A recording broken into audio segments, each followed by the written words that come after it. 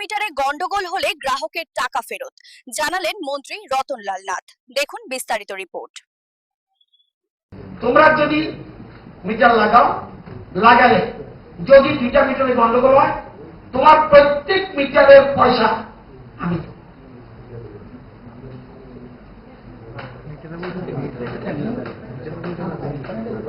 দায়িত্ব নিয়ে বলছি। 2টা মিটার বসো, ইলেকট্রনিক মিটার আর স্মার্ট মিটার।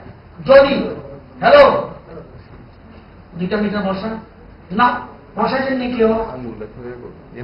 না বসাইয়া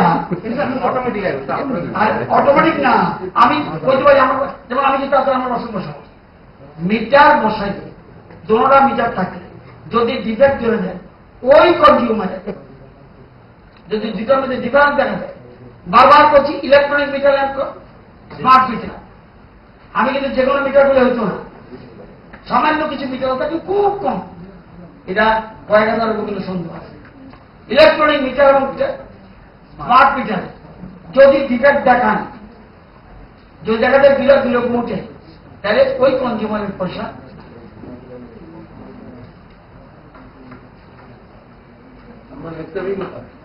একদম, কিন্তু প্রয়োগ করা লাগবো।